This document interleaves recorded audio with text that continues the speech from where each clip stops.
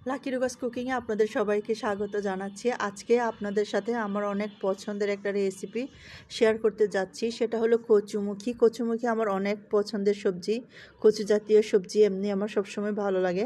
আর সেটা যদি ইলিশ মাছ থাকে তাহলে তো কোনো কথাই নেই।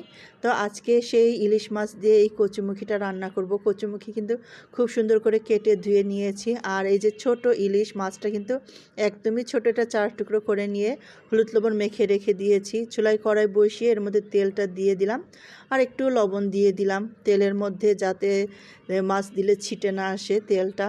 তারপর মাছটা দিয়ে ভালো করে এপিট ওপিট করে ভেজে নেব।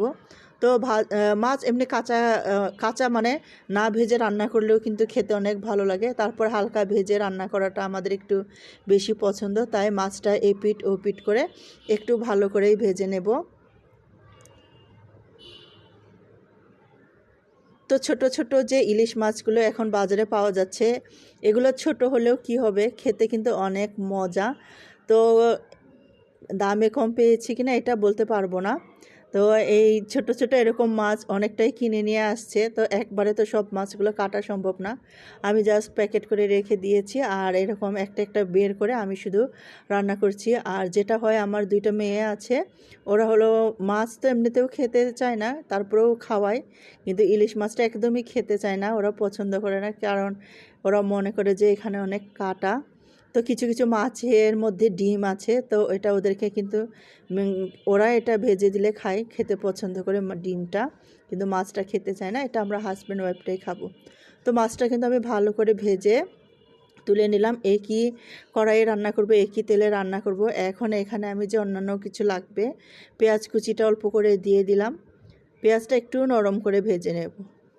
খুব সহজ একটা রান্না। যারা ব্যাচেলর আছেন, যারা নতুন গৃহিণী আছেন, যারা নতুন নতুন রান্না করছেন, ঝটপট কিন্তু এভাবে রান্না করে খেতে পারেন। মাছটা ছোট হলেও কিন্তু খেতে অনেক মজা হয়েছে। মানে ছোট মাছ বলে যেটা স্বাদ না এরকম না, আমি দেখলাম যে যথেষ্ট মানে অনেক ভালোই লেগেছে স্বাদটা আমার। একদম ইলিশের যে পিওর একটা স্বাদ থাকে সেটাই আমার মনে হয়েছে।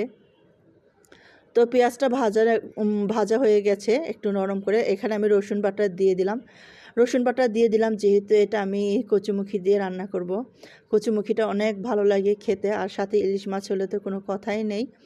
তো এই যে রসুনটা দিয়ে রসুনটাও ভালো করে ভেজে নিলাম, রসুনের যে কাঁচা গন্ধের ভাবটা যে আছে সেটা। তারপর এখানে আমি কেটে রাখা কচুমুখিটা দিয়ে দিলাম।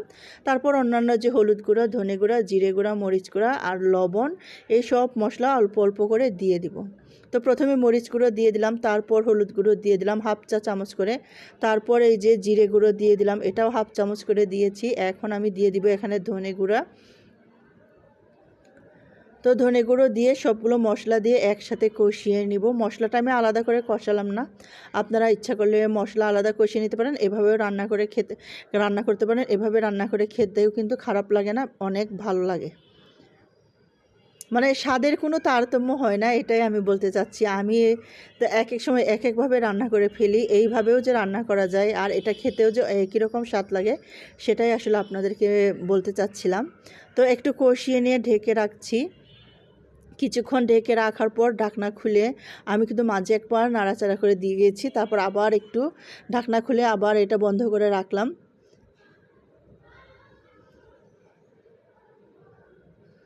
তো আরেকবার ঢাকনা খুলে একটু নেড়ে চেড়ে নিলাম। একদম এটা কিন্তু কষানো হয়ে গেছে।